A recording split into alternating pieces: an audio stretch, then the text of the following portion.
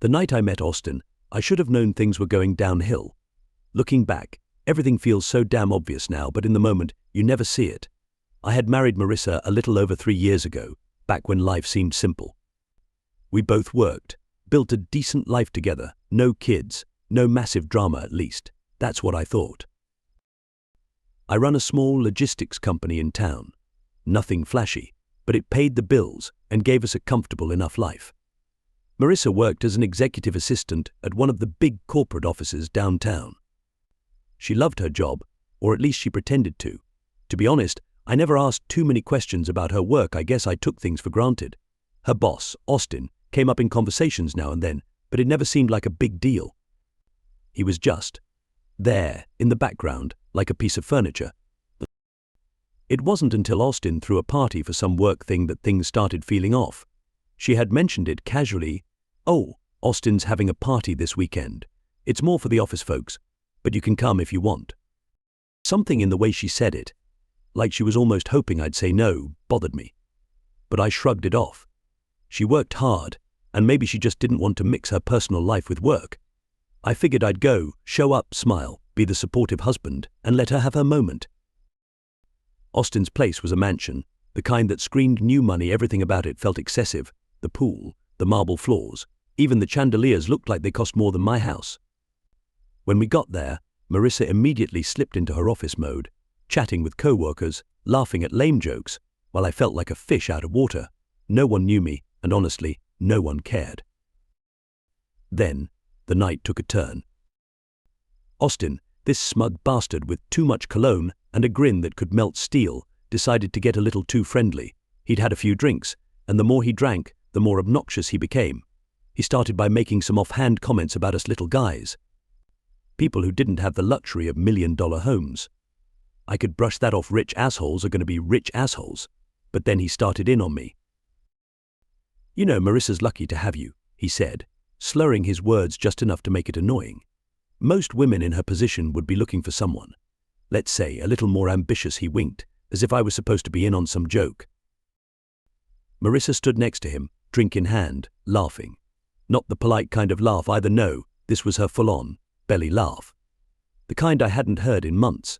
I could feel my face heating up, my pulse quickening, but I kept my mouth shut. I wasn't going to cause a scene. Not here. Not in front of everyone.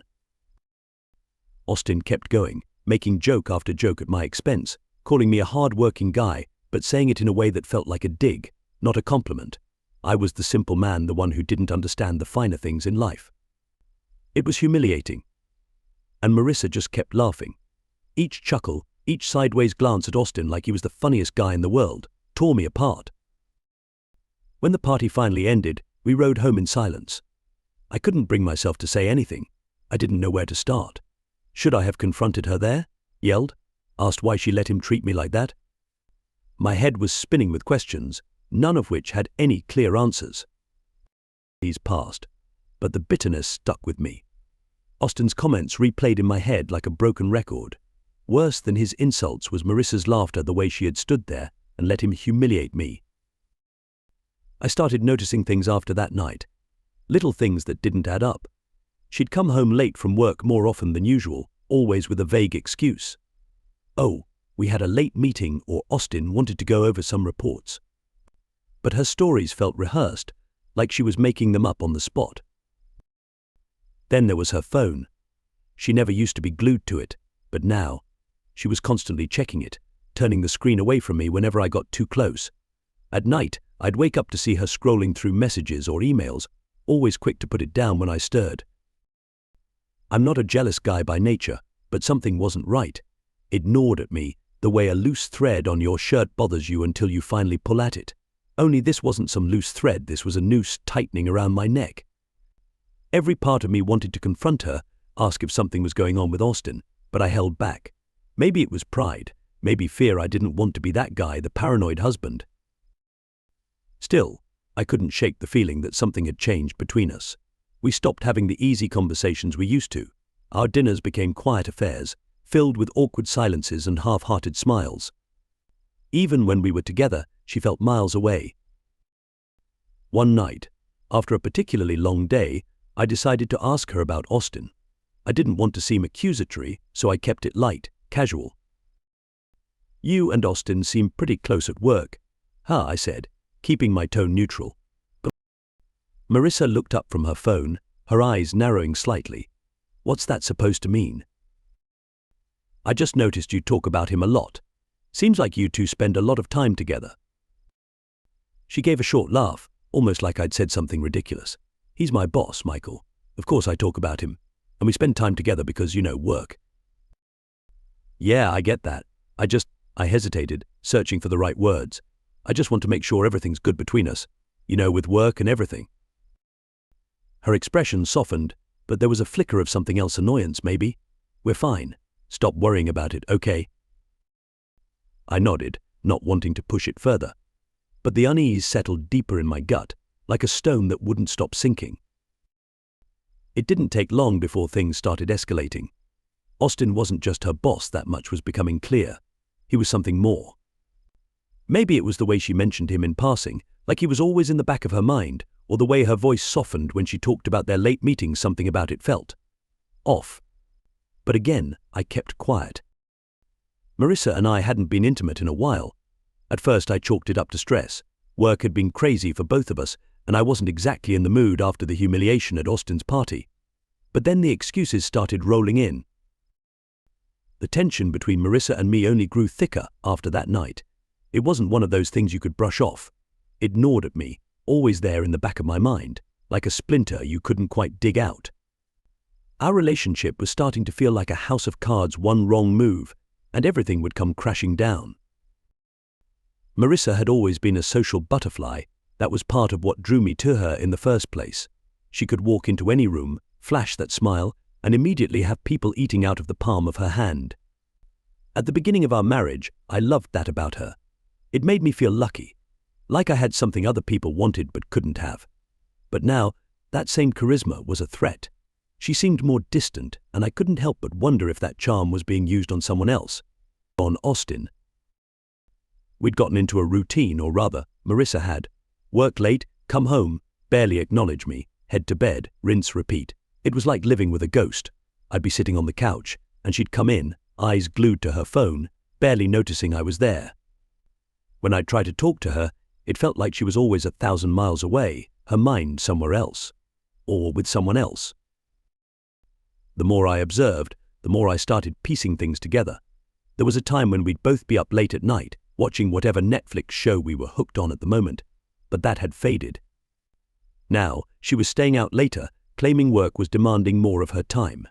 Meetings after hours, extra reports, conference calls with Austin that apparently needed to happen at 10 p.m. It didn't make sense. I tried to brush it off, telling myself that it was just a rough patch, but the distance kept growing. We hadn't had sex in months. At first, I didn't want to make a big deal out of it. Life gets busy. Things happen. But at a certain point, you can't keep making excuses. Then there was the change in her appearance. She'd always been the type to take care of herself, but suddenly she was putting in extra effort. New clothes, more makeup, even her perfume was different, stronger, more exotic.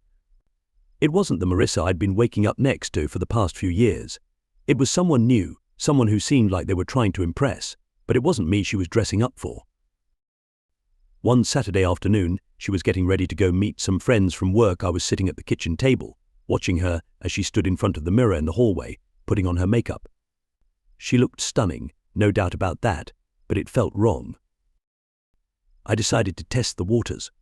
"You've been spending a lot of time with work people lately," I said, keeping my tone light, like I wasn't accusing her of anything. "Seems like they're getting all of your time these days." Marissa paused, her eyeliner pencil hovering just above her eyelid. She glanced at me in the mirror, her face blank for a moment before she flashed that practice smile, the one she used when she wanted to smooth things over.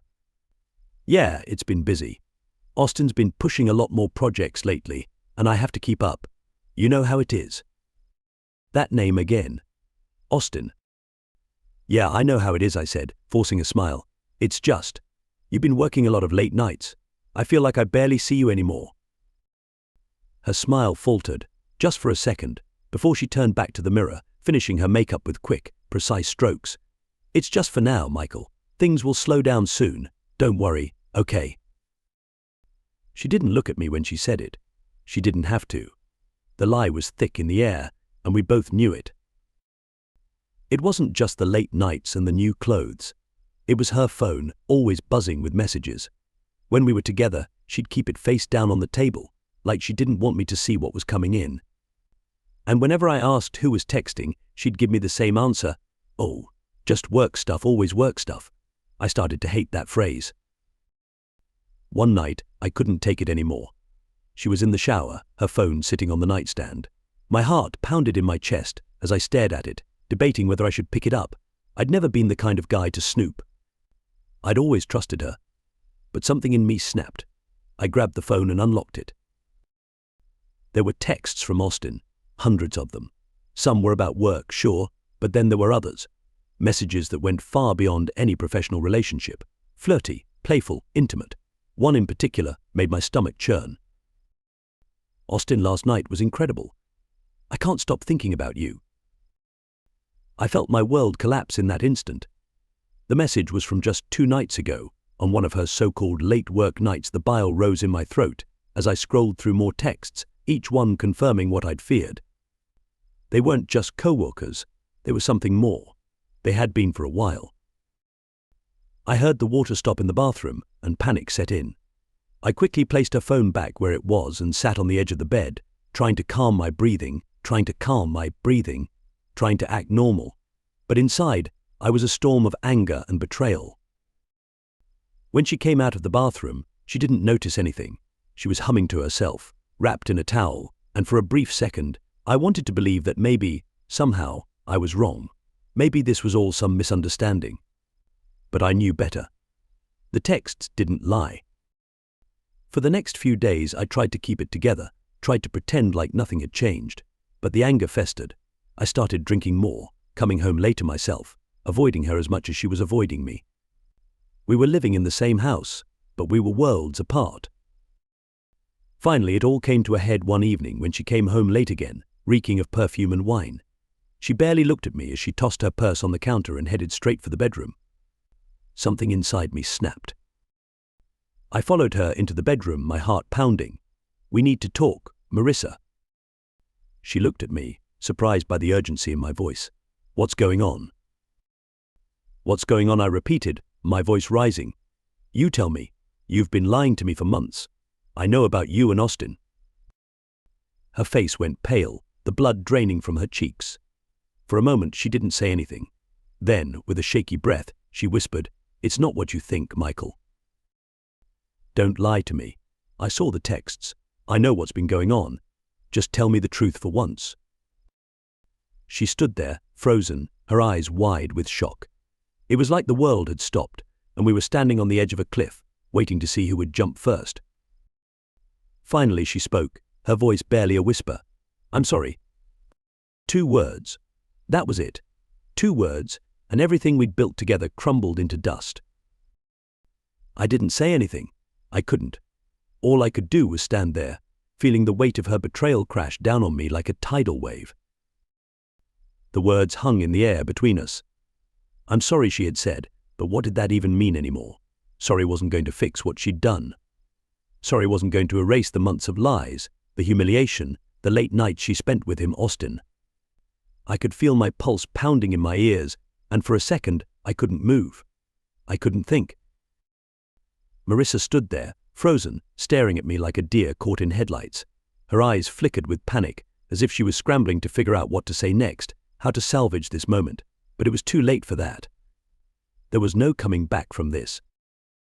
"I want you to tell me everything," I demanded, my voice shaking with anger. "No more bullshit, Marissa. I want to know what the hell's been going on with you and Austin." She swallowed hard, her eyes darting to the floor, avoiding my gaze. It wasn't supposed to happen like this," she whispered, her voice barely audible. "We were just close at work, you know, and things got complicated." "Complicated," I repeated, incredulous. "Complicated is when you accidentally oversleep and miss a meeting. What you did was deliberate. You made a choice, Marissa. You chose him." She flinched at my words, but I didn't care. I wanted her to feel the weight of it, the gravity of what she'd done. I wanted her to feel the same crushing betrayal that had been suffocating me since I found those messages. "It wasn't like that at first," she stammered, running her hands through her damp hair. "We worked together all the time. Late nights, high-pressure projects. It was easy to talk to him, you know. He understood me in ways I didn't expect." I felt like I had been punched in the gut. "Understood you," I echoed. "Are you seriously trying to justify this? You're telling me you cheated on me because your boss understood you?" Her face crumpled, and for a moment I saw a flicker of remorse. "I didn't mean for it to get this far, Michael. I swear. It started with work. And then one night, after a late meeting, we went out for drinks with the team, and one thing led to another." "And you ended up in bed with him," I finished for her, my voice hard and cold. I could barely get the words out. The thought of them together made me physically sick. She didn't deny it. She didn't even try to make an excuse. Instead, she nodded, tears welling up in her eyes. "I'm so sorry," she said again, as if that was supposed to mean anything to me now. I turned away from her, unable to look at her anymore. My hands clenched into fists at my sides, the anger boiling just beneath the surface. I felt like I could explode at any moment, and I didn't trust myself to stay calm. "How long?" I asked, my voice a low growl. She hesitated, and I could tell she was trying to figure out the best way to answer. But there was no right answer. Not anymore. 6 months, she finally whispered. "It's been going on for 6 months." The words hit me like a freight train. 6 months. Half a year of lies. Of betrayal. Of her sneaking around behind my back, laughing at his jokes, spending nights with him while I sat at home, trusting her. 6 months of her pretending that everything was fine while she carried on an affair with her boss. I felt a bitter laugh rise in my throat, but it came out as a snarl. 6 months, I repeated, shaking my head. 6 months, and you thought I wouldn't find out? Did you really think you could just keep lying to me forever? I didn't know what to do, she said, her voice cracking. I never wanted to hurt you, Michael. I didn't mean for any of this to happen. I snapped.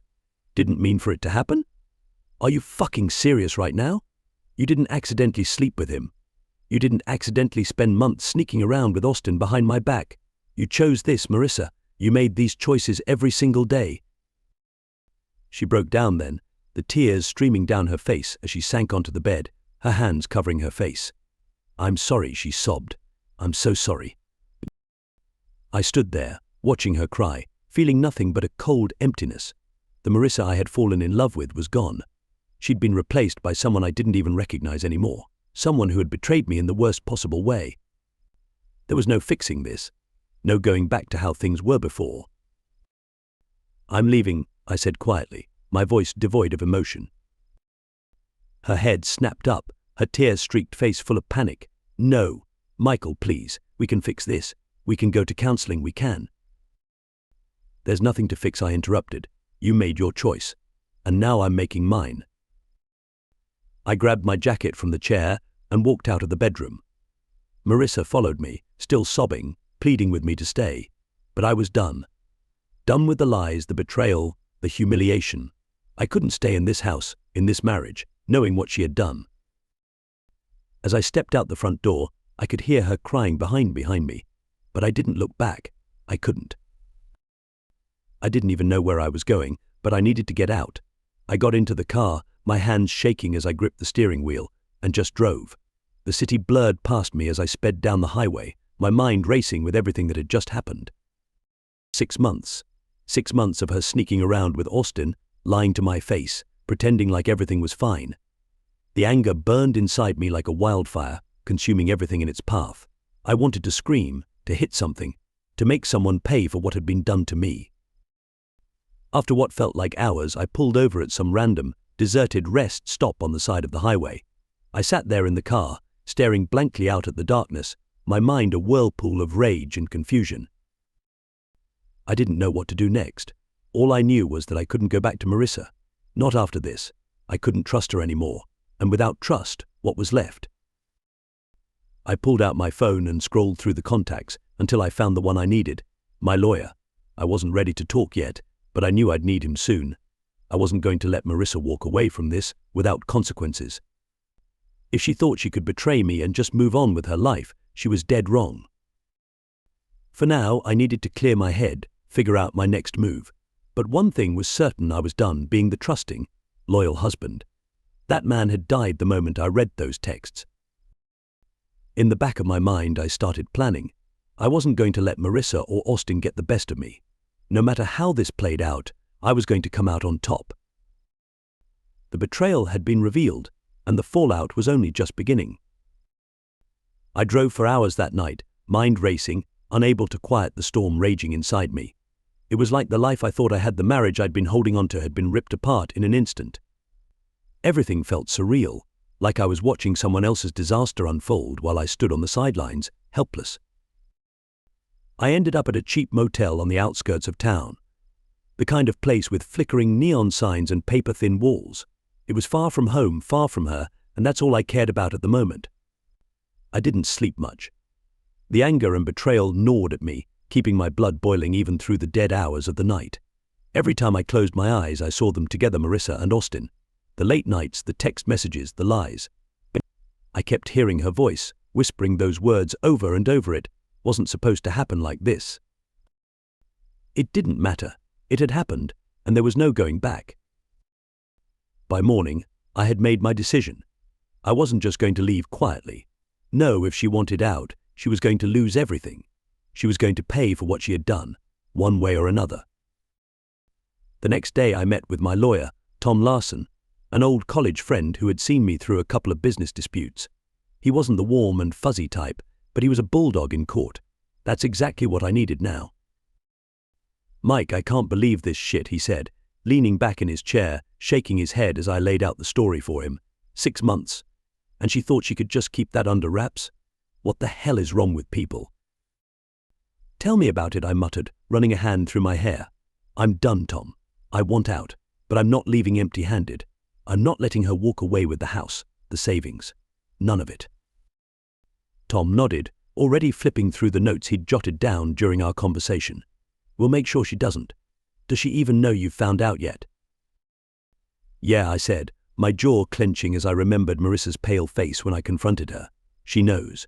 I walked out last night." "Good. That gives us some leverage," he said, his voice all business now. "First things first, you need to get your finances in order. Joint accounts, investments, separate everything. Get your money out of the joint account before she does." I nodded, grateful that I had at least one thing under control. I had already transferred most of the money to a private account I'd opened earlier that morning. Marissa wouldn't touch a dime of it. "And you'll need to think about the house," Tom continued. "If you want to keep it, we can fight for that. But if she's been living there this whole time while carrying on with her boss, that's going to help your case." "I don't want the house," I said, cutting him off. The house had been hers as much as mine, but now it was tainted. The thought of walking through those doors and picturing all the lies she had spun under that roof made me sick. "She can have it for all I care." Tom raised an eyebrow but didn't push the point. "All right, fair enough. We'll file the papers as soon as you're ready. I'll make sure you come out of this with what's rightfully yours." That was all I wanted: justice. Marissa wasn't going to walk away from this unscathed. I wouldn't let her. I spent the next few days laying low, staying at the motel and avoiding her calls. She tried reaching out, sending text after text, alternating between apologies and pleas for me to come back. But I didn't respond. There was nothing left to say. I had already made up my mind. One evening, just as I was about to crash after another long day of nothing, my phone buzzed with a call. I glanced at the screen, expecting it to be Marissa again, but it wasn't. It was an unfamiliar number. I hesitated for a moment before answering. "Hello. Dave. Michael, it's Austin." Hearing his voice on the other end of the line felt like a punch to the gut.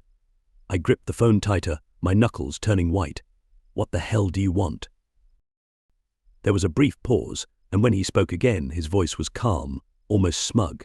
"I think we need to talk. Face to face." "I have nothing to say to you," I spat, my blood boiling just hearing him. "You don't have to say anything," Austin replied smoothly, "but I think you'll want to hear what I have to say. Meet me at the Grove Bar tomorrow night, 8 o'clock. Before I could respond, he hung up. I stared at the phone for a long moment, my heart racing with anger. The last thing I wanted was to sit across from Austin, the man who had slept with my wife, the man who had humiliated me at that party. But curiosity gnawed at me. What the hell could he possibly want? The next evening, I found myself driving to the Grove, a dimly lit bar on the outskirts of the city. I didn't know what I was expecting, but I wasn't going to let him intimidate me. Whatever game he was playing, I wasn't going to fall for it. When I walked in, I spotted him right away. He was sitting at a corner booth, casually sipping a whiskey, looking as smug as ever. He smiled when he saw me, gesturing for me to sit. "Glad you came," Austin said, setting down his glass. "I wasn't sure if you'd show." I sat down across from him, every muscle in my body tensed. "Cut the crap. What do you want?" He leaned back, his expression infuriatingly calm. "I think we both know this situation has gotten out of hand. Marissa. She wasn't supposed to mean anything. It was just a fling. We got caught up in the stress at work, and it spiraled." I clenched my fists under the table, forcing myself to stay calm. "You ruined my marriage," I said through gritted teeth, "and now you think you can just brush it off as getting caught up." Austin didn't flinch. "I'm not saying I didn't screw up. But you're smarter than this, Michael. You knew something was off, didn't you? The late nights, the distance. Hell, you probably saw this coming." My stomach churned at his words, but I kept my expression stony. He was right, of course. I had seen the signs, but that didn't make it any easier to swallow. "Why are you telling me this?" I asked, my voice low. "Because I don't want this to get uglier than it already is," he said, his tone suddenly serious. "Marissa's a good worker. Hell, she's damn good at what she does. I don't want her to lose her job over this." I blinked, taken aback by the audacity of the man. He wasn't here to apologize. He was here to protect his own interests and hers. "You want me to stay quiet, don't you?" I said, leaning forward. "You don't want this getting out at the office." Austin didn't deny it. Instead, he met my gaze with a level stare. "It wouldn't be good for anyone. Not you, not her, not me. You could drag this into court, make it public, ruin her career. But in the end, what do you really get out of it? A divorce. You're already heading that way." I stared at him, seething. The arrogance of this man, sitting here, acting like he could dictate how this all played out, like he was in control. "You think I'm just going to let this go?" I asked, my voice barely above a whisper. "After everything you've done?" Austin sighed, taking another sip of his drink. "I'm not asking you to forgive me, Michael. I know that's not happening, but we can handle this like adults, or we can blow it all up. It's your choice." I stood up, my hands shaking with barely contained rage. "You're right about one thing," I said, my voice ice cold. "I am heading for a divorce. But you and Marissa aren't going to walk away from this clean. I'll make sure of that." Austin watched me with that same calm, smug look, as if he had already won. But as I turned and walked out of the bar, I knew one thing for certain: I wasn't done fighting. This wasn't over, not by a long shot. The next morning, I returned to the house. I wasn't there to talk. I was there to pack my things and make the split official. Marissa was home, sitting on the couch, staring at her phone when I walked in. Her head snapped up when she saw me, her eyes puffy from crying. "Michael." "Save it," I said, my voice flat. I went straight to the bedroom and started grabbing clothes, stuffing them into a duffel bag. I could hear her footsteps behind me, but I didn't turn around. "Please, can we just talk?" she begged, her voice cracking. "I know I messed up. I know I hurt you. But I don't want to lose you. I don't want us to end like this." I zipped up the bag and finally turned to face her. "There's nothing left to talk about, Marissa. It's over." She stood there, her face crumpling, tears streaming down her cheeks. "I'll take a lie detector test," she blurted out, her words catching me off guard. "I'll prove that it didn't mean anything, that it wasn't serious. I never loved him, Michael. It was just a mistake." Her desperation was palpable, and for a brief moment I almost pitied her. Almost. "A lie detector test won't change anything," I said, my voice cold. "It won't erase what you did. You betrayed me, Marissa. You broke us." Her shoulders shook as she sobbed, her hands covering her face. But I couldn't let myself feel anything for her anymore. The love I once had for her had been replaced by something darker, something that couldn't be fixed. I slung the duffel bag over my shoulder and walked out the door, leaving her standing there in the wreckage of our marriage. I walked out of that house for what I knew would be the last time. The weight of the past few days hung heavy on me, but there was also a strange sense of relief. It was like finally ripping off a bandage. The pain was still raw, but the healing could begin. I didn't look back. There was nothing left for me in that place, no memories I wanted to hold on to. I crashed at a friend's place for a few weeks while the legal proceedings began. Marissa had tried to reach out a few more times, desperate to salvage what little was left of our marriage. She even followed through on her ridiculous offer to take a lie detector test, as if that would somehow make things right, as if proving she hadn't loved Austin would change the fact that she'd slept with him for 6 months behind my back. The results came in. According to the test, she hadn't cheated on me emotionally. She hadn't fallen in love, but who cared about that? She had given herself to him, piece by piece, every night she spent with him. And now she was grasping at straws, trying to cling to the only thing she could still control: the narrative. It didn't matter. The trust was gone, and without trust, there was nothing left to build on. The marriage was a dead thing, and no amount of tests or apologies would bring it back to life. We signed the divorce papers shortly after that, and I felt a strange mix of satisfaction and emptiness as I watched her name dissolve from the document that had once bound us together. I had done everything my lawyer, Tom, advised. I moved the money, secured my assets, and ensured that Marissa wouldn't walk away with more than she deserved. The house went to her. I didn't want it anyway, but I kept most of our savings and investments. Financially, I came out of the divorce unscathed, but emotionally, I was a wreck. What do you do when the person you trusted most in the world rips everything apart? I spent days, weeks even, trying to answer that question. The pain of betrayal doesn't just vanish because the legalities are over. It lingers, seeps into every part of you like poison, and you wonder if you'll ever be able to trust anyone again. But eventually, life starts to move forward, even when you feel stuck. I heard through the grapevine that Austin had left the company not long after the divorce was finalized. It wasn't clear if he was forced out or if he left of his own accord, but either way, he was gone. The rumors swirled that things between him and Marissa had fallen apart after everything came to light. Maybe it was the pressure from work, maybe it was the fallout of the affair being exposed. Or maybe, deep down, they both realized they had destroyed something for nothing. As for Marissa, she kept her job, but she didn't come out of this unscathed either. The people at her office knew. Gossip spreads fast in places like that, and while no one would openly confront her, the whispers and judgment followed her around like a shadow. She called me once, after Austin left, trying to explain herself again, saying that she had made a terrible mistake, that she was paying for it every day. But it didn't matter anymore. I had moved on, not to another relationship yet, but to a place where her words couldn't hurt me any longer. I'd be lying if I said I didn't still think about her sometimes. You can't just erase someone from your life like a chalkboard. There were moments where I found myself wondering how things had gotten so bad, how we had gone from being in love to tearing each other apart. But those moments passed quicker each time, and soon, I found that I could go days, weeks even, without thinking of her at all. I didn't regret giving her a second chance, though. Not because she deserved it, but because I needed it. I needed to know that I had done everything in my power to try and make things work. I needed to know that when I walked away, I could do it with no doubts, no lingering questions. The lie detector test, the apologies, the begging, all of it confirmed what I had already known in my gut. There was nothing left to save.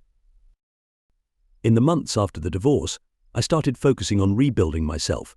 I threw myself into work, spending long hours at the office, expanding my business, growing it into something that was mine and mine alone. It gave me purpose, something to pour my energy into, something that wasn't tainted by betrayal. I started working out again, reconnecting with old friends, doing the things I had neglected during those dark months with Marissa. But people talk about closure like it's something that just happens, like one day you wake up and the pain is gone. But that's not how it works. Closure isn't something you find, it's something you build. Piece by piece, step by step, you create a new life, one that isn't haunted by the ghosts of your past. I didn't need a grand gesture or a final confrontation to close that chapter. Marissa was part of my past now, a painful lesson I'd learned the hard way. And Austin, He was just another guy who thought he could have it all: the power, the career, and my wife. In the end, he got none of it. As for me, I was still standing. I moved into a new place, a small but comfortable apartment on the edge of the city. It wasn't much, but it was mine. No memories of Marissa lingered in those walls, no reminders of what had been lost. It was a fresh start, a clean slate. I decorated it slowly, piece by piece, just like I was rebuilding my life. It was a work in progress, but so was I. The thing about betrayal is, it changes you. You don't go back to being the person you were before, and maybe that's a good thing. I'm smarter now, wiser. I know what to look out for, what to avoid, and while it's hard to imagine trusting someone again, I know that one day I might. Maybe. But for now, I'm content. Content with the quiet, with the space I've carved out for myself. I'm not bitter, not anymore. There's no point in holding on to that. Life moves forward, and so do I. Marissa is just a memory now, a chapter that I've finished reading. And the future, well, that's still unwritten. And for the first time in a long time, I'm okay with that.